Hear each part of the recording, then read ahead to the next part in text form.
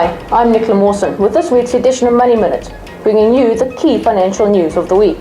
This week, Vodacom grows, SAP speaks out, and dialogue is shell. Vodacom has released better than expected third quarter figures as it grew turnover 5.6% to 16 billion rand. The company, South Africa's largest cellular operator, also added 2.2 million new subscribers, giving it a record total of 41.6 million customers across the group. However, Vodacom's strategy to offset losses from decreasing interconnect revenue has led to more minutes and data being used, and income is not growing at the same pace. As a result, the company could battle to keep growing in a saturated market. The implementation of its enterprise resource planning system at the City of Johannesburg was a success, says global software giant SAP.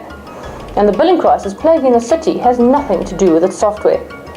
SAP has come under fire as complaints mount from residents who are being grossly overbilled and unjustly cut off due to challenges with the city's SAP implementation, a project codenamed Phakama. Last week, Mayor Amos Masondo said the issue was not a crisis, and while there have been a few problems, these have been exaggerated. The implementation, says SAP, was a success.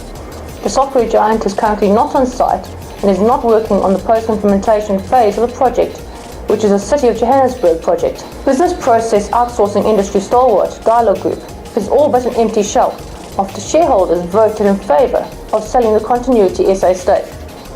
Dialogue has only 2 business units left in its stable after selling 2 subsidiaries and liquidating another in the past year.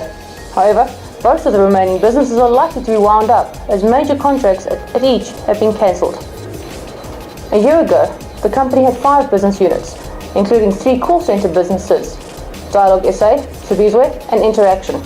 It also owned a majority stake in Continuity SA and in Callforce, a recruitment company focused on the call centre industry.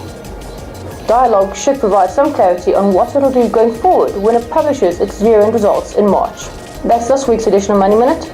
Thank you for tuning in. All this news and more in much greater detail on www.itweb.co.za. And I'll see you again next week.